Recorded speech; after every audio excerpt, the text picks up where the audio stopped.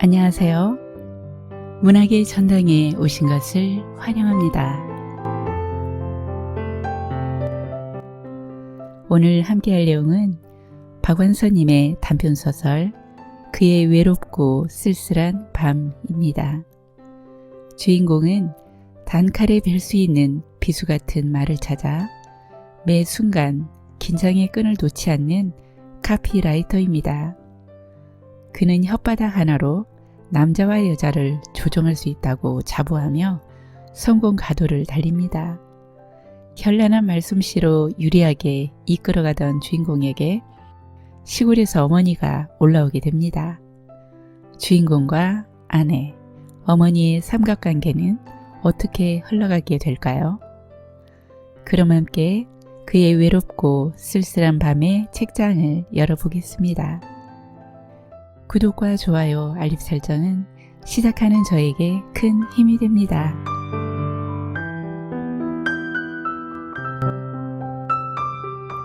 그의 외롭고 쓸쓸한 밤. 그의 머릿속에선 늘 수없는 짧은 말들이 거품처럼 부글대고 있었다. 그 중에서 그는 한마디로 끝내줄 말을 찾아내지 않으면 안 되었다. 단칼에 뵐 수 있는 파란, 비수 같은 말, 한번 따끔하자마자 목숨을 빼앗을 수 있는 독침 같은 말, 스트립 쇼처럼 망설임 없이 적나라한 말을 찾아내고자 그는 조바심했고 다시는 못 찾아낼까봐 전전긍긍했다.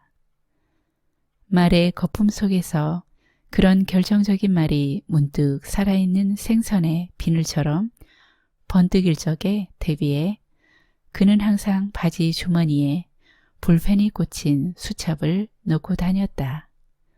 생포하지 않으면 안 돼, 그놈을. 그는 그 말이 살아있는 대상인 것처럼 불구대천의 원수인 것처럼 이렇게 벼르면서 한시도 긴장을 풀지 않으려고 했었다.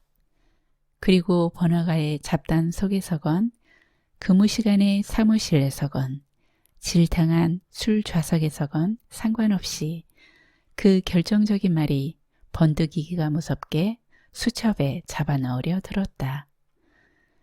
그러나 잡았다 하면 번번이 그 말은 그의 머릿속에서 줄창 들끓던 수많은 거품의 하나로 변해버렸다. 희귀한 호랑나비를 발견하고 가슴을 울렁거리며 날새게 덮쳤건만 막상 포충망 속에 잡힌 건 벌레 먹은 가랑잎이었던 것처럼 마침내 그의 수첩도 그의 머릿속과 마찬가지로 속 비고 불확실한 말의 거품으로 가득 찼다. 그의 수첩에서 확실한 건 빗금뿐이었다. 그 쓰잘데없는 말에 빗금을 그을 때만이 그의 볼펜 자국은 힘세고 자신만만해졌다. 그의 직업은 화장품 회사의 카피라이터다. 처음에 그는 용기 디자이너로 Y 화장품에 취직했었다. 그때만 해도 Y 화장품의 초창기였고 기존의 재벌급 화장품 회사가 셋이나 치열한 삼파전을 벌이고 있는 가운데 여성 의류 메이커로 갑자기 돈을 좀 벌고 이름이 막 알려지기 시작한 Y사가 화장품 산업에 끼어든 건 누가 보기에도 무모한 것으로 보였다. 하룻강아지 법무서운 줄 모르고 뛰어든 격이라 손 털고 물러나는 건 시간 문제일 거라는 게 그 업계의 여론이었다. 그렇게 기반이 약하고 전망이 불투명할 때이니까 그렇게 쉽게 취직이 됐지 지금만 같아도 어림도 없을 거라고 그는 곧잘 생각했다. 그는 지방의 초급 대학 출신이었고 그 약점에 대해 매우 민감했다. Y 화장품이 아무도 안 알아주는 시시한 기업일 적에 그는 이력서 한 장과 소개장 한 장으로 간단히 디자인실에 일자리를 얻을 수 있었지만 한동안 서러운 구박대기 노릇을 감수해야 했다. 그가 디자인한 용기는 번번이 실장의 핀잔과 조소를 면치 못했다. 자넨 어쩌면 그렇게 코카콜라 병의 아루에서 한 발짝도 못 벗어나나?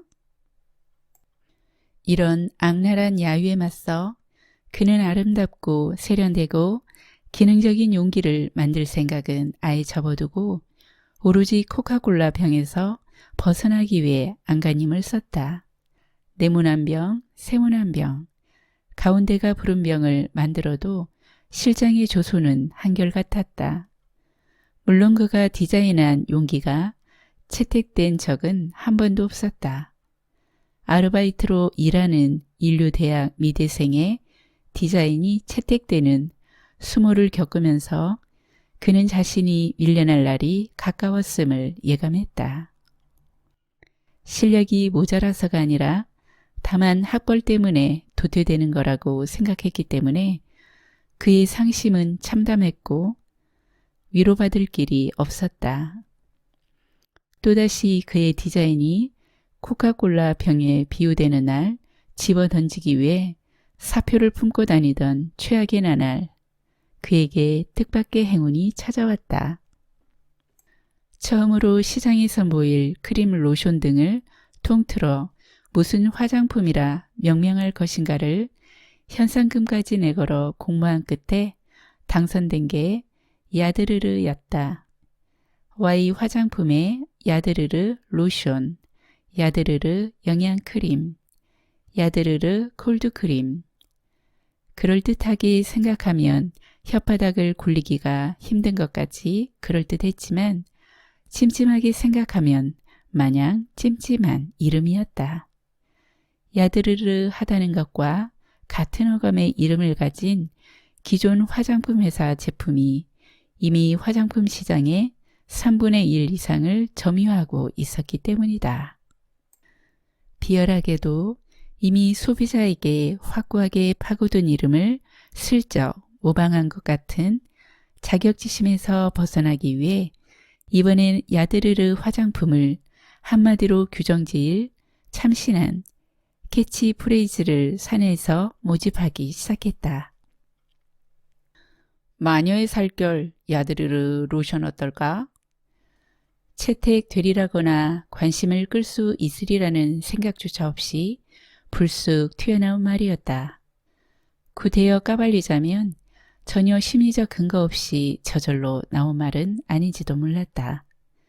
그는 그 전날 밤부터 쭉 약혼녀의 살결에 감촉해서 헤어나지 못하고 허덕이고 있는 중이었다. 동양 처녀 윤경과 약혼하고 나서 퇴근 후 만나면 의뢰 집까지 바래다주고 헤어질 땐 가볍게 포옹해주는 걸 예절처럼 지켜봤었다. 어젯밤에도 그런 의례적인 포옹을 하려는데 무엇이 어떻게 잘못됐는지 여자의 등으로 돌린 그의 두 손이 여자의 헐렁한 브라우스 자락 밑으로 들어가면서 속살을 만지게 되었다. 부드럽고도 매끄러운 약혼녀의 속살은 순식간에 그의 온몸을 강한 욕망으로 충전시켰다. 그는 맹수처럼 거칠고 더운 입김을 토하며 평소 고운 살결이라고 밖엔 딴 생각 없이 바라보기만을 즐기던 그녀의 넓게 파인 목덜미에 진한 입술 자국을 남기면서 파고들었다. 놀란 약혼녀가 비명을 지르며 그를 밀치고 집으로 뛰어들어가 버리고 나서야 비록 밤이긴 하지만 거리에서의 일이었다는 걸 깨닫고 심한 낭패감을 맛보았다.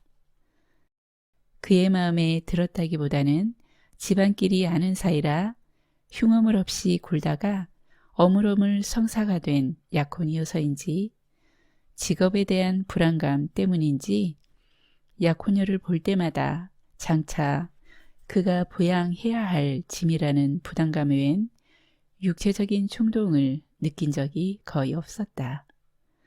그래서 동료들이 혼전 순결이 어쩌고 하면서 시시덕대는 소리를 들을 때마다 자신은 그녀의 혼전 순결은커녕 혼 후의 순결에 대해서조차 손톱 하나 까딱할 수 없을 것 같은 무력감에 빠지곤 했었다.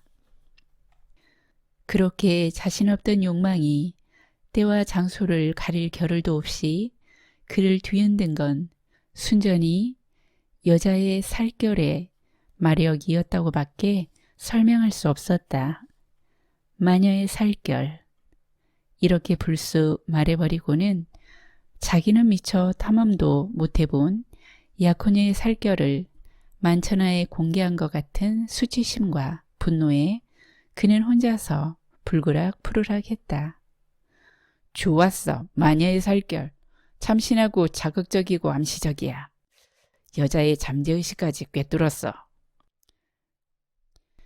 Y 화장품 창업 멤버로 홍보를 담당하고 있는 박 부장이 이렇게 허풍을 떨었다.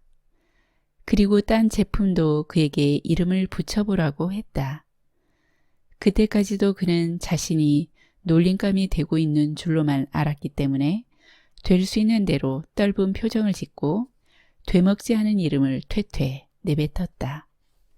향수는 마녀의 숨결, 아이섀도는 마녀의 눈길, 입술연지는 마녀의 샘 등으로 그는 마치 태초의 아담처럼 Y 화장품이 새로 만들어낸 상품에다 차례차례 이름을 지었고 그가 지은 바가 곧 그 물건의 이름이 되었다. 그렇게 해서 박 부장 눈에 든 그는 당장 홍보부로 스카웃되어 마녀 시리즈의 광고 문안을 전담하는 카피라이터가 되었다. 그의 광고 문안은 참신하고 기발했고 때로는 환상적이었다. 여성 심리의 가려운 곳을 살짝살짝 긁어주는가 하면 개개인의 수줍은 소망을 드러내 공동의 꿈을 만들어냈다.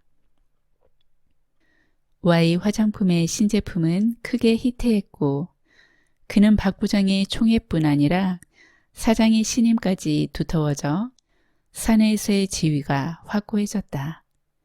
새로 생긴 기업이라 출세가 빠른 추세여서인지 입사 5년 미만에 벌써 과장이었고 부장 물망에 오르고 있었다.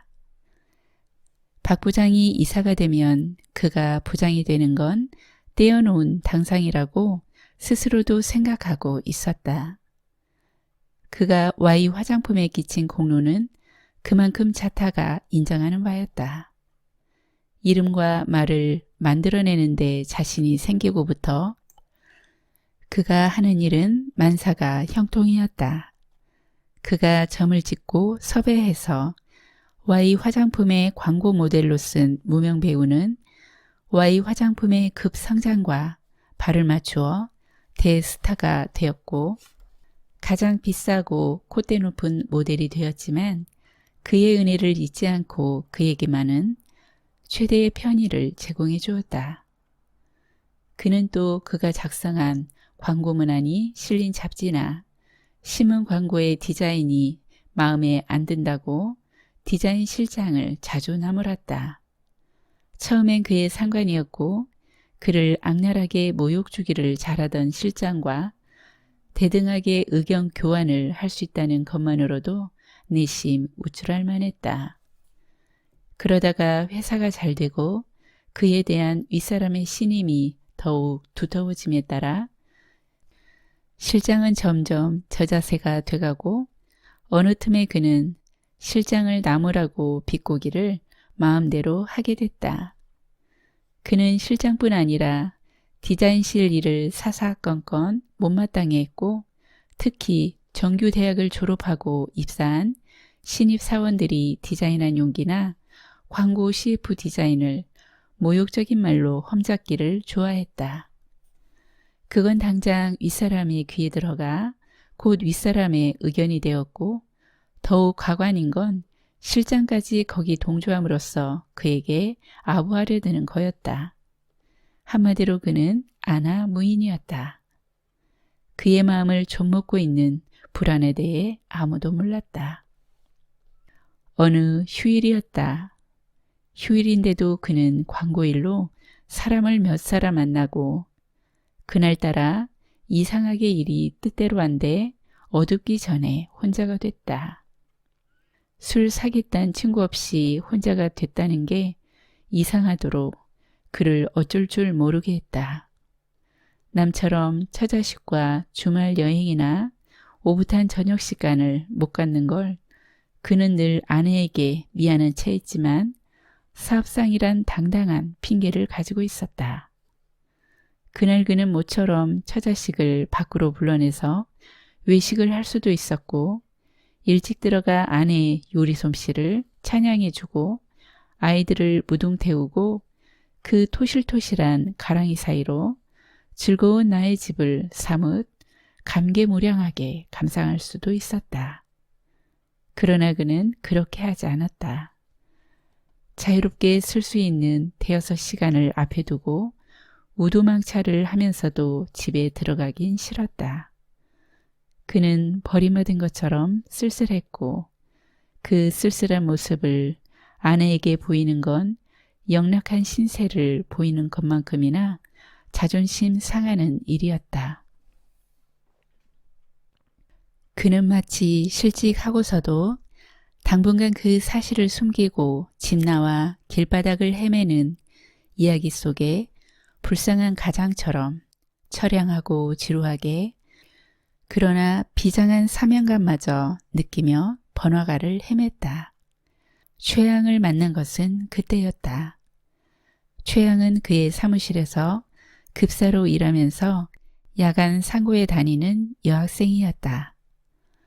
남보다 좀 이른 시간에 퇴근해서 곧장 학교로 가기 때문에 사무실에서도 늘 교복 차림이었다.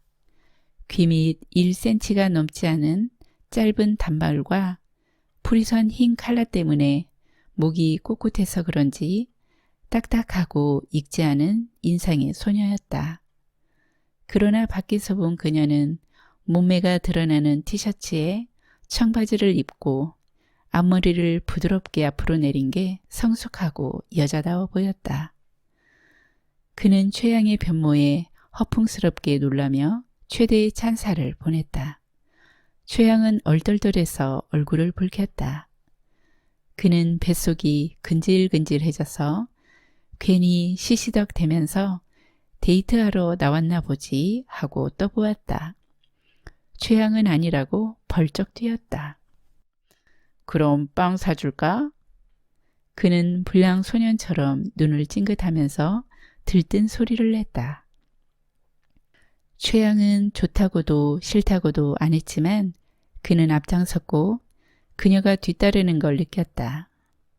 그녀는 그 앞에서 조그맣게 위축돼서 얌전하게 빵을 조금씩 먹었고 묻는 말에 대답할 때마다 손으로 입을 가렸다.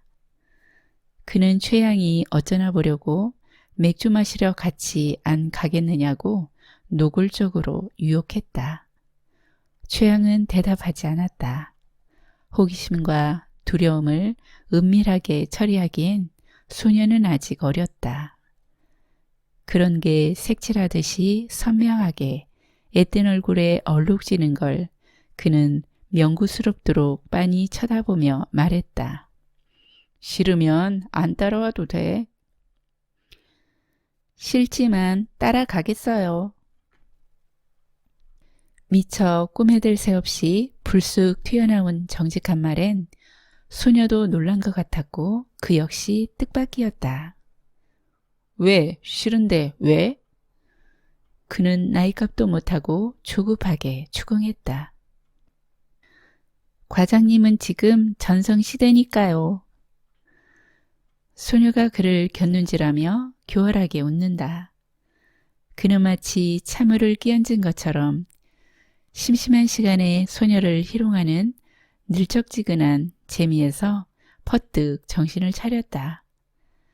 그가 소녀의 곁눈질에서 순간적이지만 확실하게 본 건 예언자의 차가운 눈빛이었다. 전성시대란 말 속엔 달도 차면 기운하니 하는 불길한 예언이 음산하게 밤눈을 뜨고 있었다. 그는 비로소 여지껏 그를 의젓하지 못하게 한 막연한 불안의 정체를 똑똑히 본 것처럼 느꼈다.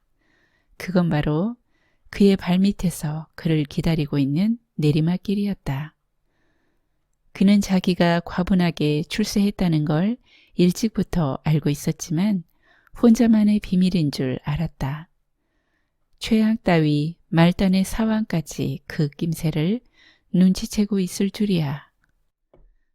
그는 최양을 맥주홀까지 데리고 가지 않고 놓아주었다. 번화가의 전파상 텔레비전에선 막 어린이 시간이 끝나고 인기 절정의 연속극이 시작되려 하고 있었다. CF 시간이었다. 그가 출세시킨 여배우의 유요만 한쪽 어깨가 나왔고 그녀의 섹시한 목소리가 야드르르 화장품의 마녀 시리즈를 읊조리는 소리가 차츰 고조되면서 유연한 목과 예쁜 턱과 매혹적인 입술과 상큼한 코와 정말 마녀의 그것처럼 크고 탐욕스러운 눈이 나왔다. 큰 전파사의 선반엔 상하로 좌우로 고층 아파트의 창처럼 무수한 텔레비전이 놓여 있었고 그게 일제히 그가 창조한 마녀의 추파를 던지고 있었다. 그녀의 추파에 뇌세 당하지 않은 남자는 남자도 아니며 여자라면 설사 비군이라도 한 번쯤 야드르르 화장품을 찍어 발라볼 것 같았다. 그는 수많은 텔레비전이 일제히 마녀 시리즈의 CF를 방영하고 있다는 걸 지켜보면서 혓바닥 하나로 온 세상의 남자와 여자의 마음을 자유자재로 조종하고 있는 듯한 기쁨을 느꼈고 자신감을 회복했다. 그러나 Y 화장품에 배당된 시간은 눈 깜짝할 사이에 지나갔다. 그 시간엔 수많은 스폰서가 붙어 있었다. 비누 광고, 분유 광고, 가구 광고가 나가고 Y 화장품의 라이벌 회사의 화장품 광고가 나오기 시작했다. Y 화장품이 뛰어들고 나서 화장품계의 사파전은 치열했다. 모두 만만치 않았다. Y 화장품이 일으킨 마녀의 돌풍을 마냥 두고 볼 만한 기업들이 아니었다. 마녀를 때려잡아라. Y 화장품이 뛰어들기 전에 화장품 업계를 삼분하고 있던 기업들은 제각기 내세우는 특색은 달랐지만 우선 마녀를 잡고 보자는 기존 업체로서의 자존심과 텃세는 일치했다. 그래서 마녀를 때려잡자는 점잖지 못한 공동의 구호를 내걸고 제각기의 방법으로 분발하고 있다는 정보에 가장 민감할 수밖에 없는 게 Y 화장품이었다. 입수한 정보에 의하면 마녀를 잡기 위한 전략도 가지가지였다. 외국의 이름난 화장품 회사와 기술 제휴를 추진 중인 회사가 있는가 하면 제품의 혁신을 위해 기술진을 대거 외국으로 파견한 회사도 있었고 새로운 제품을 비밀리에 개발하면서 홍보팀을 강화해서 요란하게 북치고 장구칠 준비를 마친 회사도 있었다. 그 정도의 정보는 조금도 대단한 게 못됐다. 귀 막고 가만히 앉아서도 그쯤은 충분히 예상할 수 있었기 때문이다. 정보는 마녀를 때려잡아라 한마디로 충분했다. 이쪽에서도 호락호락 때려잡히지 않을 계책쯤 벌써부터 갖추고 있었다. 실은 라이벌 회사보다 한 발 앞서 내놓을 새로운 제품의 개발에 성공해서 생산 단계에 들어가고 있는 중이었다.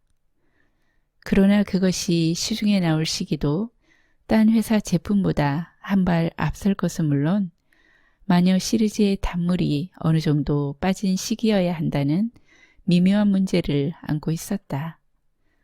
그만큼 아직은 마녀 시리즈의 꿀샘은 마를 날이 먼 것처럼 보였고 아직은 마녀 시리즈의 전성기였다. 마녀 시리즈의 성공에 여세를 밀고 나가 또 한 번의 히트를 치기 위해 회사 측이 세우고 있는 비장의 전략은 신제품의 어마어마한 고가를 매기는 거였다. 그리고 그런 고가가 조금도 아깝지 않은 고급품이란 걸 증거할 만한 이름을 붙이는 거였다. 아무리 위대한 창조도 명명이 있기 전엔 완성되지 못한다. 그 생각만 하면 그는 미리 등허리에 식은 땀이 났다. 아마 신제품은 터무니없이 요상한 그릇에 담겨 그 앞에 진열되고 회사 중역들은 더운 침을 삼키며 그가 차례차례 그것들에 이름을 짓는 것을 지켜볼 것이다. 그러나 이번에도 또 그가 지은 바가 곧 그 물건의 이름이 되리란 자신이 그에겐 없었다. 그가 디자인실에서 허구한 날 낑낑 대본댔자 코카콜라 병의 아류에서 한 발짝도 못 벗어났듯이 이번엔 또 마녀 시리즈에서 옴치고 뛸 수도 없는 공경에 빠질 것만 같았다. 그가 Y 화장품에서 쓸모 없어지는 건 시간 문제인지도 몰랐다. 그의 쓸모는 새로운 이름과 말을 만들어내는 일인데 그에겐 그럴 능력이 없었다. 전혀 고통 없이 만들어낸 그의 최초의 작품은 우연이지 결코 능력은 아니었다. 어처구니 없도록 간단히 출세한 것처럼 어처구니 없도록 간단히 물러나게 되리라는 걸 그는 알고 있었다.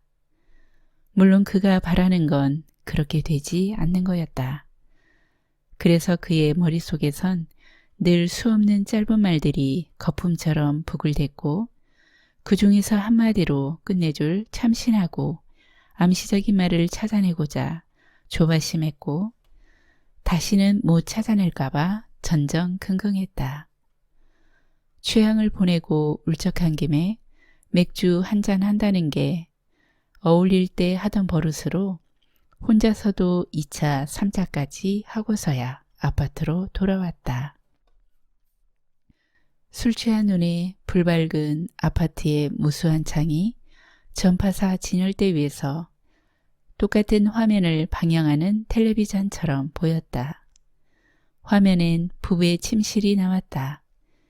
입은 것도 같고 벗은 것도 같은 환상적인 가운을 걸친 여체와 근육이 잘 발달한 남자의 벗은 뒷모습이 슬로 모션으로 얽혔다. Y 화장품이 최근에 내놓은 마녀의 유혹이란 침실용 향수의 CF였다. 아파트의 모든 방이 그가 명명한 향수 때문에 섹스무드가 한껏 고조돼 가고 있었고 수많은 창은 그의 말을 그대로 영상으로 받아옮기는 CF였다. 그는 큰 소리로 킬킬댔다. 온 세상이 그의 혀끝에 놀아나고 있었다. 말의 힘은 온 세상을 공깃돌처럼 자유자재로 가지고 놀 수 있을 만큼 막강했다. 아니, 위대했다. 아직은 나의 전성시대거든. 아직이란 말이 함축한 시한부란 조건이 서서히 그의 취기를 뚫고 살갗으로 파고들었다. 그 감촉은 매우 기분 나빴다. 마녀의 유혹이란 침실용 향수는 최신 제품이라 사실상 Y 화장품의 마녀 시리즈의 마지막 제품이었다. 타사들이 총동원해서 덤비는 마녀를 때려잡아라에 밀렸다기보다는 미국에 선보일 새 상품을 위해 Y사가 앞장서서 마녀를 때려잡을 판이었다.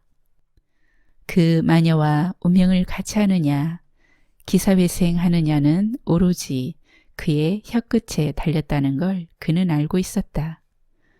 그는 전율했다. 그리고 비통하게 신음했다. 영감아, 떠오르렴. 제발 한 번만 더 날 살려주렴. 문을 열어준 윤경은 잠옷바람이었고 단잠에서 깬 듯 찌뿌드해 보였다. 그는 왈칵 윤경을 쓰러뜨리고 아까슴을 헤쳤다. 가슴을 장식한 프릴이 뜯기면서 요술 상자에서 풀려나오는 끈아풀처럼 한없이 그를 헛손질하게 했다. 윤경이 그를 가볍게 밀치고 스스로 잠옷을 벗었다. 윤경은 이제 그의 수줍은 약혼녀가 아니라 아이를 둘 낳은 그의 아내였다.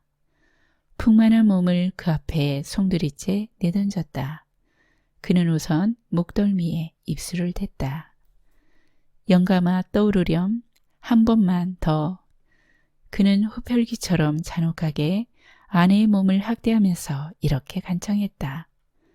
그러나 영감은커녕 욕정도 잃지 않았다.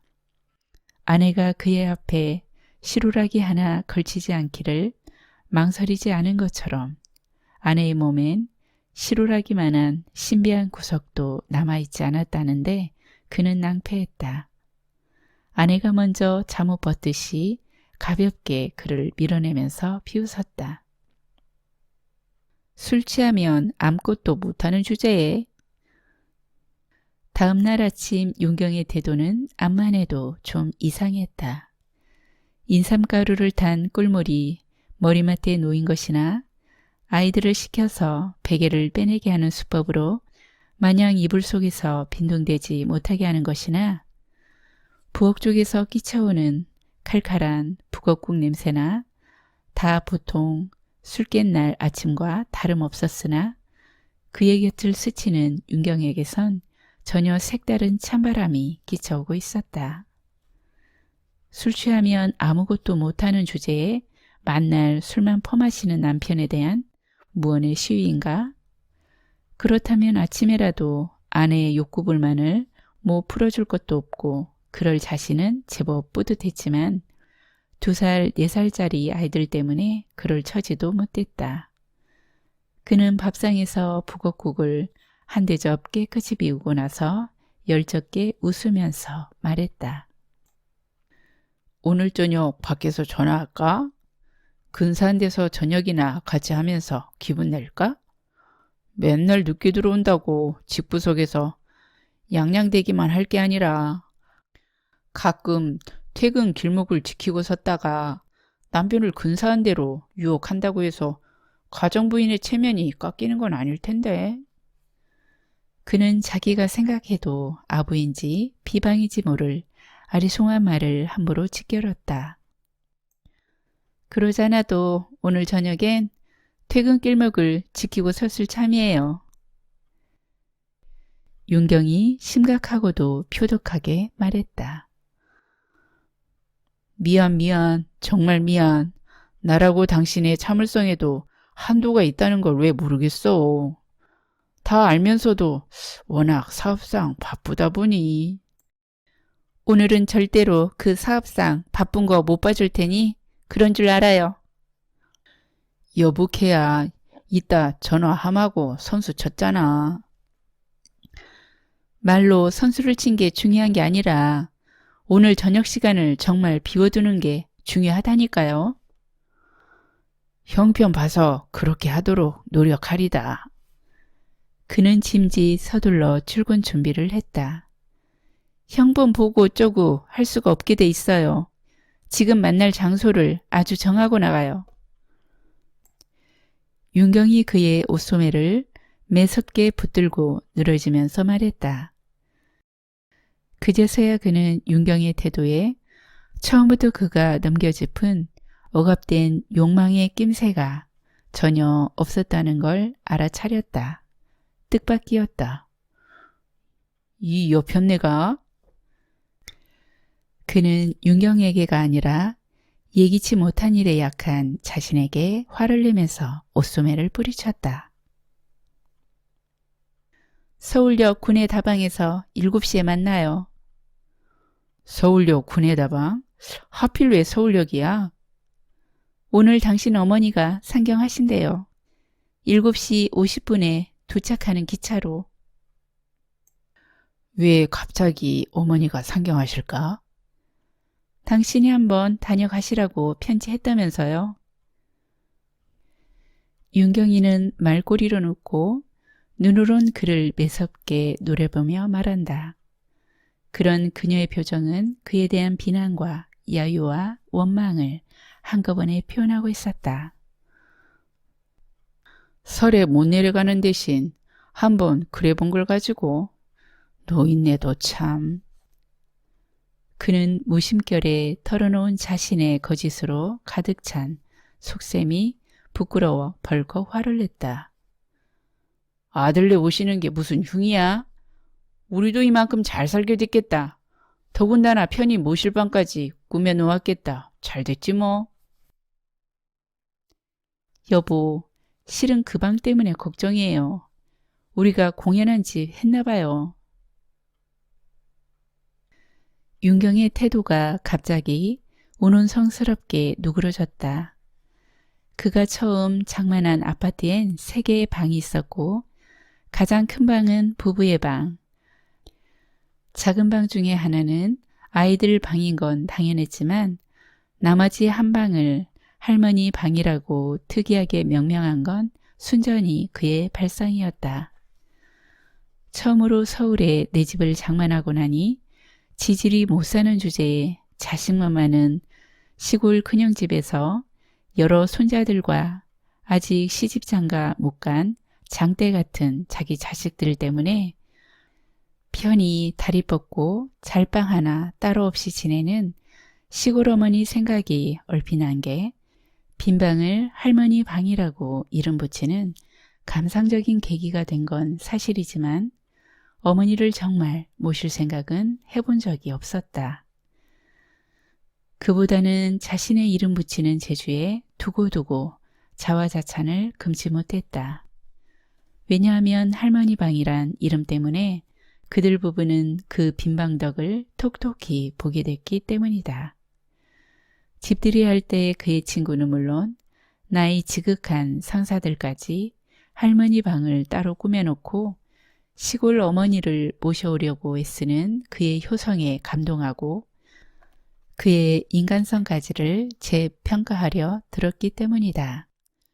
물론 할머니 방을 공개하면서 다음과 같은 말을 빠뜨릴 그가 아니었다. 집 장만한 김에 어떻거든 시골서 고생하시는 어머니를 모시려 했는데 어머니가 들은 척이라도 하셔야 말이죠. 예전 노인네 고집에 그런 게 있지 않습니까? 맏아들네 아니면 당신 집이 아니라는 그런 법이 어디 있습니까? 지차는 자식도 아닙니까? 서럽고 화나는 대로 하면 어머니를 빼앗아오고도 싶지만 지성이면 감천이라고 언제고 어머니도 제 정성을 알아주실 날이 있겠죠 뭐. 대부분의 불효자들은 감격 먹었다는 신식말에 딱 들어맞게 감동으로 말문이 막혔다. 그의 사람됨에 카피라이터다운 약삭 바른 순발력 말고 그런 우직하고 푸근한 면이 있었다는 게 사람들에게 깊은 신뢰감을 주었다. 윤경도 그 낌새를 알아차리고 그의 공무자가 됐다. 그녀는 과연 여자답게 섬세해서 앨범에서 가장 천대받던 시어머니의 명함판 사진을 확대하고 품위 있게 수정해서 그 방 벽에 높이 걸고 고상한 빛깔로 커튼도 해치고 고가구도 몇 점 들여놓아 본격적인 할머니 방을 연출했다. 그녀는 특히 할머니 방이란 이름이 그들 부부를 중심으로 한 게 아니라 아이들을 중심으로 한 명칭이라는 데 착안해서 그 방을 아이들 중심의 정서와 효도 교육의 장으로 삼을 터였다. 젊은 엄마라면 너도 나도 정서 교육이라면 기를 쓰고 있지만 효도 교육은 엄두도 못 내는 건 그들 자신이 보여줄 본보기로서의 효도가 하기 싫은 때문인데 전혀 힘 안 들이고 그것을 할 수 있으니 얼마나 좋으냐 말이다. 윤경도 할머니 방을 이웃이나 친구들에게 은근히 자랑하기를 좋아했지만 아이들 눈에 그들이 할머니 방을 꾸며놓고 할머니 모실 날을 고대하는 엄마 아빠로 비치는 걸 더욱 좋아했다. 비워두어도 이름만으로도 한 몫을 단단히 하던 방에 주인이 생기려 하고 있었다. 윤경이가 두려워하는 것만큼 그도 그것을 두려워하고 있었다. 그가 그걸 어느 만큼 두려워하냐 하면 그 방을 그렇게 이름 짓긴 집 장만하고 당장이었지만 집 장만한 걸 시골 어머니에게 알린 건 최근이었다. 그것도 알릴래서 알린 게 아니라 서울에 볼 일이 있어 올라온 큰형이 여관비를 아끼려고 회사까지 찾아와서 동생네서 하룻밤 신세 지고자 했기 때문이다. 그때 형한테 들통이 나고서야 그는 마지못해 어머니에게 한번 다녀가시란 편지를 썼던 것이다. 그 방 때문에 걱정이라니 그게 무슨 소리야? 윤경의 속셈은 너무 빤히 들여다보였고 그 역시 단박 같은 근심을 하게 됐음에도 불구하고 그는 벌컥 역정스러운 소리로 시침을 뗐다. 그걸 몰라서 물어요? 너무 잘해드리면 여기서 아주 눌러 사시려고 하실지도 모르잖아요. 그건 약속이 틀려요. 난 맏며느리로 시집 온 적 없으니까요. 당신도 그렇죠. 당신이 부모도 본 거 뭐 있어? 시골 사람들 뻔뻔한 건 하여튼 알아줘야 한다고. 나만 주면 단 줄 알고 자식 덕볼 생각부터 한다니까. 이게 그냥 말이면 다 하는 줄 알아? 그는 큰 소리를 지르면서 윤경을 떠다밀었고 비실비실 벽에 가부딪히면서 눈물과 원망이 가득 담긴 눈으로 그를 쳐다보는 윤경을 본체만 채 출근을 했다. 그러나 퇴근 후엔 만사 제쳐놓고 제 시간에 서울역 구내 다방으로 달려갔다. 윤경은 새침하고 뾰루통했지만 마음속 깊이 겁먹고 있는 티가 완연했다. 겁을 먹고 있기는 그도 마찬가지였다. 그와 동양이긴 하지만 그보다 한 발 앞서 속속들이 도시화된 윤경과 아파트 세대인 아이들 사이에 평생 일과 가난에 찌든 촌부인 그의 어머니가 끼어들 생각을 하면 겁부터 났다. 그 사이에서 자기라도 어떤 균형을 잡아야겠다는 생각보다는 어디 금세 도망가 있고 싶다는 생각이 고작이었다. 이런 바보같이 온종일 그 걱정하고 있었구나. 걱정 마. 우리 어머니는 닭장 속에서 단 열흘도 못 견디실 테니까. 아파트 그게 닭장이지 어디 집이야. 우리 어머니는 순수한 시골 사람이시거든. 열흘도 못 돼 시골로 도로 가시겠다면 그때 가서 붙드는 척이나 하라고. 너무 열렬하게 붙들지 말고. 우리가 당신을 영영 닭장 속에 가둬놓을 줄 아시면 6층에서 투신자살도 마다 않을 뿐이니까. 정말로? 윤경의 얼굴에 비로소 화색이 돌았고 그도 괜한 걱정을 했다 싶게 마음이 한결 개운해졌다. 싫은 아내와 자기의 겁먹은 마음을 달래기 위해 즉흥적으로 꾸며낸 말이 이렇게 잘 듣는 걸 보자 카피라이터로서의 직업의식까지 동하면서 광고 문안이 그럴듯하게 됐을 때처럼 기분이 좋아졌다. 어차피 광고 효과란 그런 게 아닐까? 그는 요새 고민을 거듭하고 있는 문제, 한마디로 사람의 마음을 자유자재로 움직일 수 있도록 말에 최면을 걸 수 있는 자신의 능력에 대한 회의가 서서히 가시는 걸 느꼈다. 그 능력만 기적적으로 되살아난다면 마녀 시리즈가 끝장나게 됐다고 해서 그의 전성시대가 끝나는 건 아닐 수도 있었다. 자, 우리 어머니를 마중 나갑시다. 그는 어깨를 우쭐대며 앞장섰다. 이렇게 해서 그의 집의 할머니 방은 마침내 주인을 만났고 열흘은 순식간에 지났다. 그 열흘 동안 그가 어머니와 아내를 위해 한 일은 아침마다 현관에서 사뭇 근심스럽게 그러나 약간의 허풍을 섞어가며 아내의 귓전에 속삭이는 거였다. 어머니, 베란다에서 떨어지지 않도록 각별히 신경 쓰라고. 염려 말라니까요. 아내는 또 이렇게 맞장구를 쳤다. 그 짧은 말 속엔 오늘쯤 어머니가 떠나시겠다 하는 희망과 떠나시겠다면 붙들지 않아도 된다는 양해가 함께 포함되어 있었다. 아무 일도 없이 열흘이 지나고 나서도 그는 같은 말밖에 할 게 없었지만 아내의 눈치가 보여 말씨가 차츰 불안하게 흔들리기 시작했다. 어느 날 그는 같은 말을 어물쩡대고 나서 집을 나와 통근차를 타러 가다 말고 문득 어머니가 베란다에서 떨어지지 않도록 조심하란 말 대신 어머니를 베란다에서 밀어 떨어뜨리라고 하지 않았을까 싶은 생각이 들기 시작했다.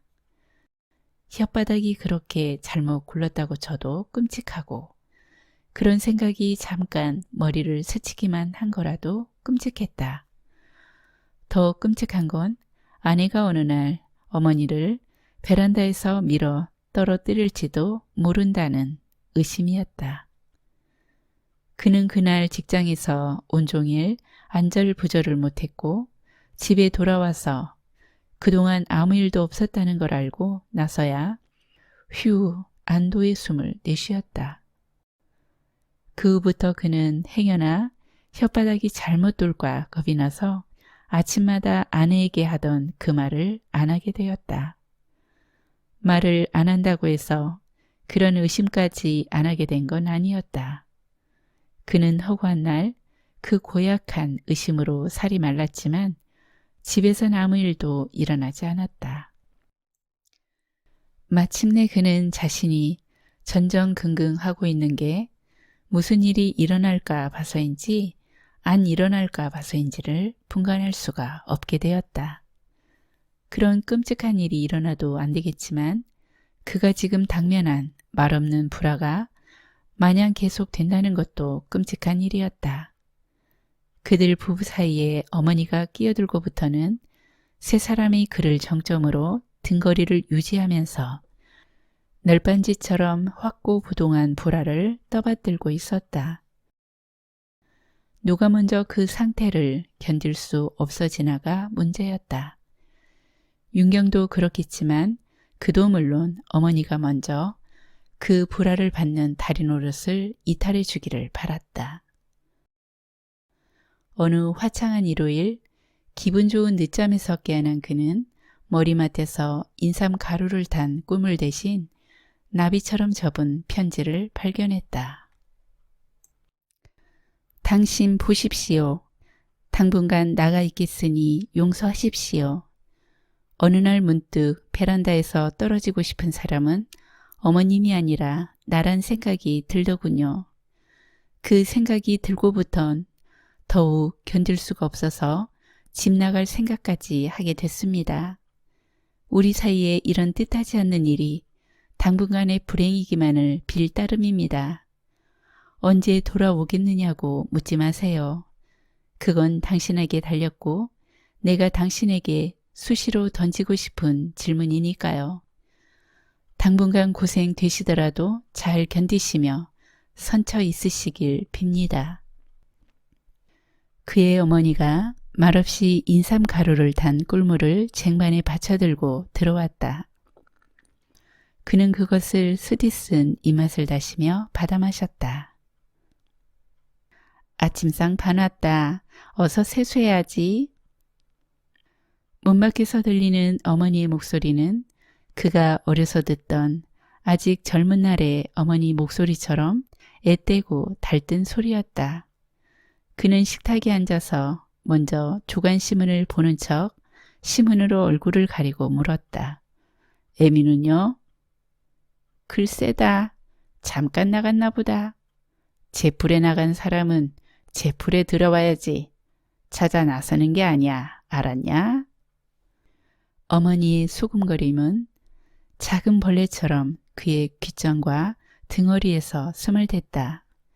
2살 배기는 데리고 갔는지 보이지 않았고 4살 배기는 할머니가 발라주는 생선살을 밥에 놓아 오물오물 밥을 먹고 있었다.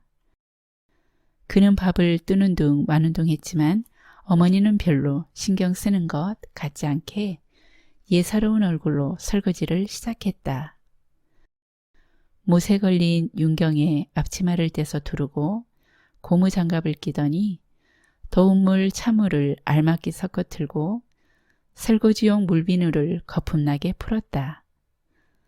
남은 음식엔 유니랩을 씌워 냉장고에 간수하고 아직 살이 많이 남은 생선뼈는 아낌없이 버리고 빈 그릇들은 거품 속에서 푸른 수세미로 박박 문질러 닦아 맑은 물에 헹구고 흐르는 물에 다시 헹구어 건조대에 올리는 걸 그는 망연히 바라다 보았다.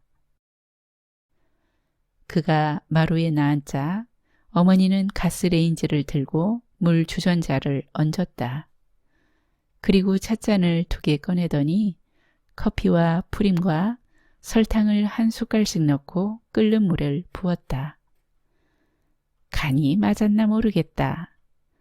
어머니는 잔 물결처럼 웃으면서 그에게 커피를 권하고 자기 잔에는 설탕을 2숟갈쯤 더 쳐서 훌훌 마시기 시작했다.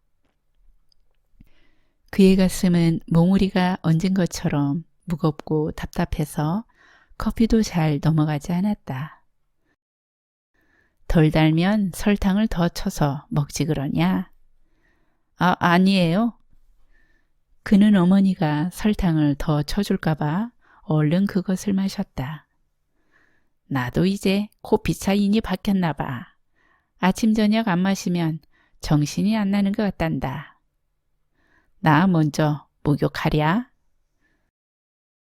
어머니는 그의 대답을 기다리지 않고 욕실로 들어가더니 오래지 않아 젖은 머리를 길게 풀어헤치고 앞가슴을 덜 여미고 맨발 벗고 아장아장 걸어 나왔다.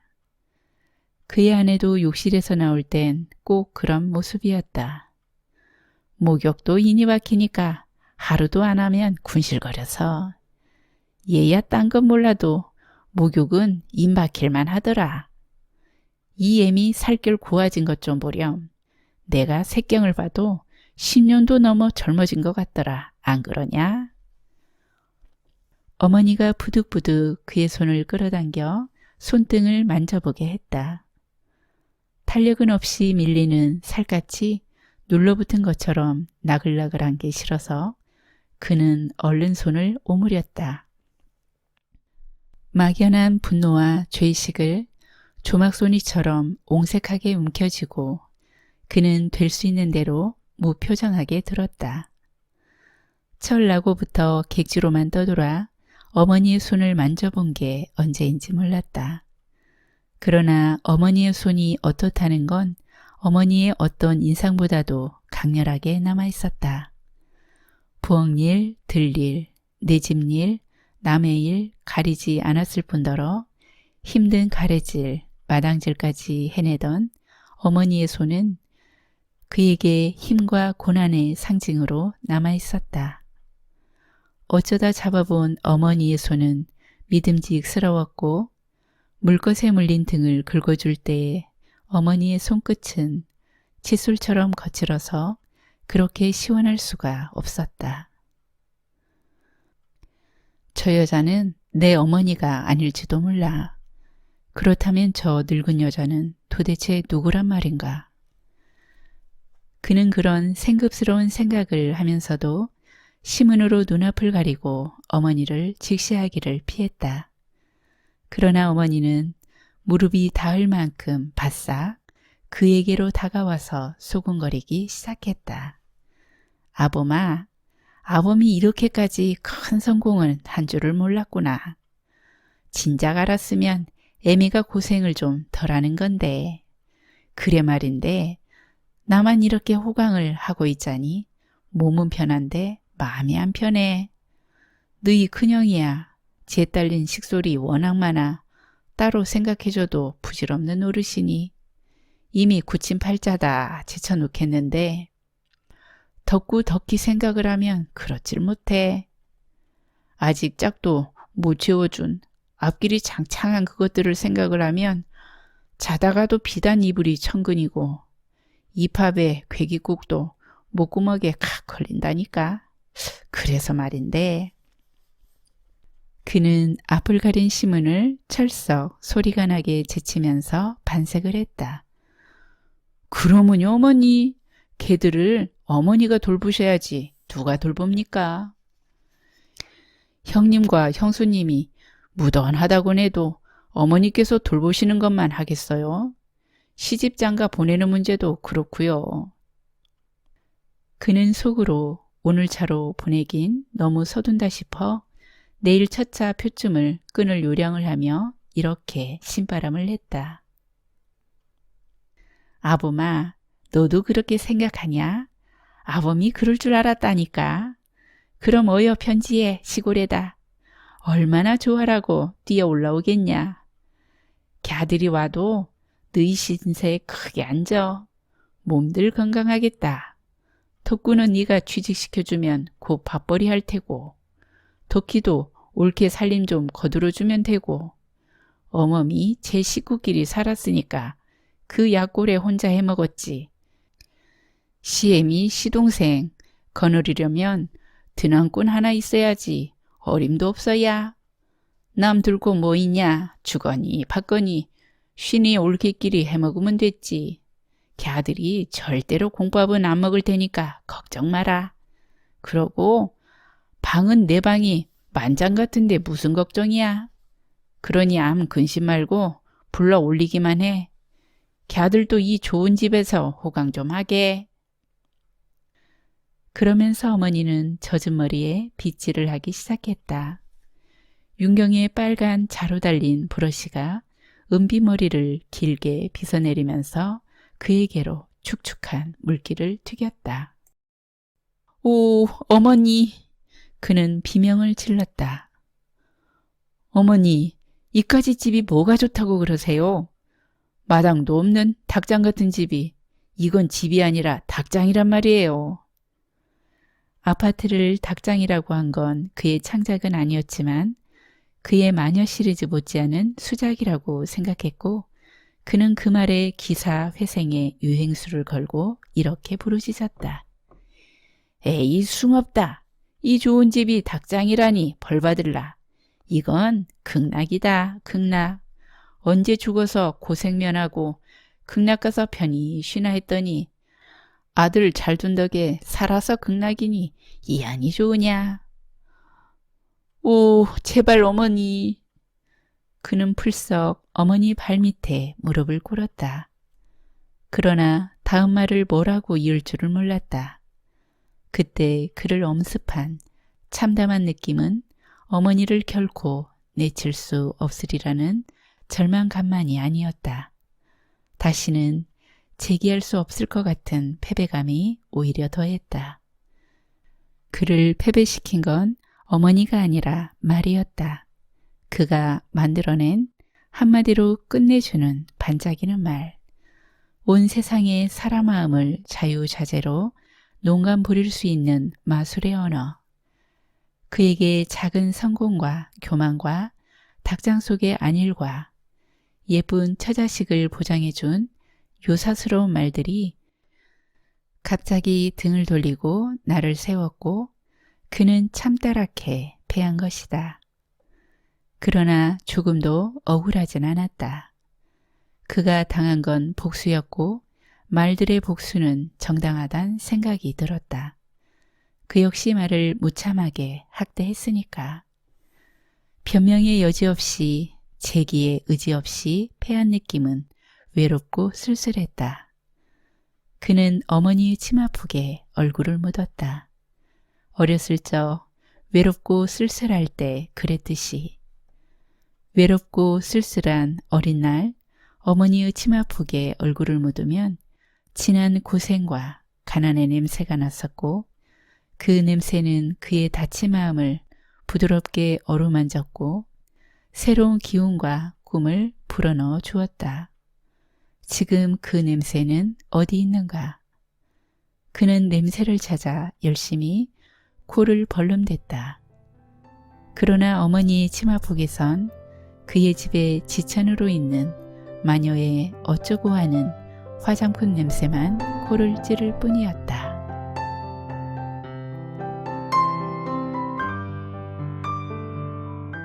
오늘은 박완서님의 단편소설 그의 외롭고 쓸쓸한 밤과 함께 했습니다. 편안하게 들으셨나요? 저희 문학의 전당을 방문해 주셔서 진심으로 감사드립니다. 다음에도 또 들려주세요. 편한 시간 보내십시오.